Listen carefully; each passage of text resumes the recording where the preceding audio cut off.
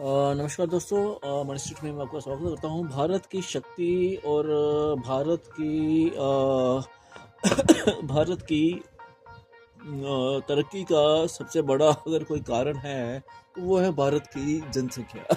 अब आप कहेंगे कि मैं ऐसा क्यों कह रहा हूँ। वो इसलिए मैं कह रहा हूँ कि आप चाहे विश्व के किसी भी इकॉनमी को ले लीजिए, किसी भी एक डेवलप्ड कंट्री को ले लीजिए, वहाँ पर एक तरह की सैचुरेशन आ गई है। और भारत एक ऐसा देश है जहाँ पर 65% एक सबसे ज़्यादा जवान काम करने वाली एक फोर्स है, एक यंग फोर्स है, यंग लेबर फोर्स है। और उसके साथ साथ एक भारत की एक अपनी इकॉनमी है। भारत की इकॉनमी को कोई भी बाहरी इकॉनमी इतना प्रभावित नहीं कर सकती। उसका रीज़न ये है कि हमारे देश में एक अपनी ही इकॉनमी चलती है। हर एक कस्बे में, हर एक शहर में, हर एक राज्य में उसकी एक अपनी इकॉनमी है। अभी मैं आज ही मैं एक तथ्य पढ़ रहा था कि अगर दक्षिण भारत की इकॉनमी की बात की जाए, जिसमें आंध्र प्रदेश, कर्नाटका, केरला, मद्रास और चेन्नई वगैरह और अन्य दक्षिण भारतीय राज्यों को देखा जाए तो उनकी इकॉनमी को अगर ऐड किया जाए तो उनकी इकॉनमी विश्व में मुझे लगता है पहली 15-20 इकॉनमी में उनकी इकॉनमी आती होगी।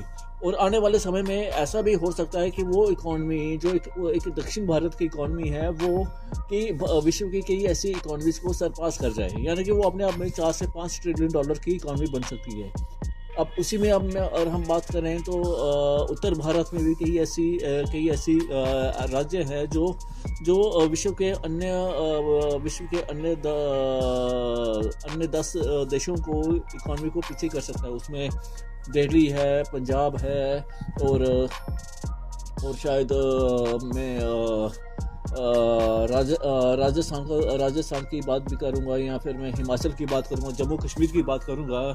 यहाँ पर इनकी अपनी इकॉनमी है। वही अगर मैं पश्चिम भारत की बात करूंगा तो पश्चिम भारत में गुजरात एक सबसे सशक्त राज्य माना जाता है। इकॉनमी में उसकी एक अपनी कंट्रीब्यूशन है।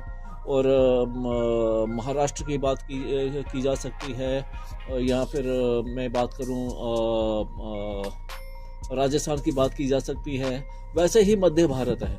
मध्य भारत में भी कई ऐसे राज्य हैं जो आने वाले समय में विश्व की 10 बड़ी इकॉनमी को पीछे छोड़ सकते हैं। और वही बात आती है उत्तर पूर्व राज्यों की। उत्तर पूर्व राज्य भी अपने आप में एक नई इकॉनमी में उनका अपना स्थान बन रहा है। तो कहने का मतलब ये कि भारत की इकॉनमी को बाहरी इकॉनमी कभी भी हिला नहीं सकती।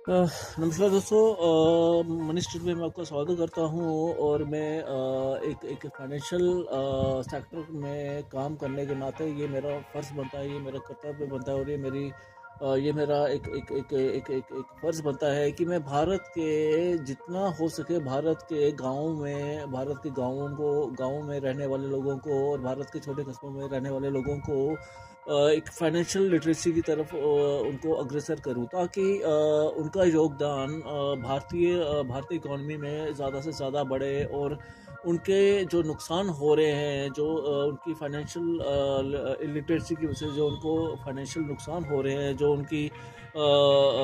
उनके पैसे कई ऐसी चिट फंड कंपनीज में डूबे जा रहे हैं, कई ऐसी पोलोंजी कंपनीज में डूबे जा रहे हैं जो रातों रात उनको 30 दिनों में डबल या 50 दिनों में डबल, या कुछ ऐसी गारंटीड एक फेक गारंटीड रिटर्न्स का वादा करके उनसे पैसे ले रहे हैं, ताकि उनसे वो बच सकें और वो अपना योगदान भारतीय इकॉनमी में अच्छे से कर सकें। उनके भारतीय सरकार द्वारा निर्धारित किए गए कुछ ऐसे क्षेत्रों में अपना पैसा इन्वेस्ट कर सकें, चाहे वो म्यूचुअल फंड हो, चाहे वो आपका इंश्योरेंस हो, चाहे वो आपका बॉन्ड्स हो, या हेल्थ इंश्योरेंस हो, या एक्सीडेंटल इंश्योरेंस हो, उसमें अपना पैसा डाल सके और अपने घर परिवार वालों के लिए और अपने लिए एक सुरक्षित और एक अच्छी इन्वेस्टमेंट कर सके।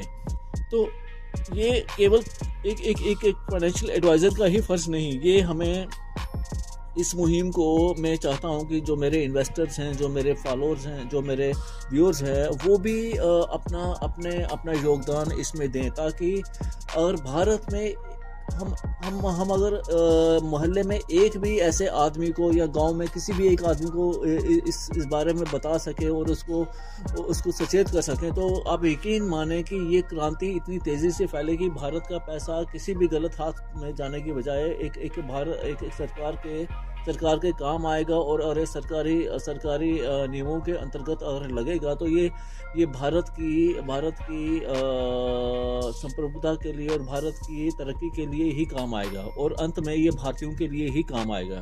तो मैं एक इन्वेस्टमेंट एक्सपर्ट होने के नाते मैं ज़रूर कहता हूँ, मैं हर बार कहता हूँ कि आपको जब भी इन्वेस्ट करना है तो आपको एक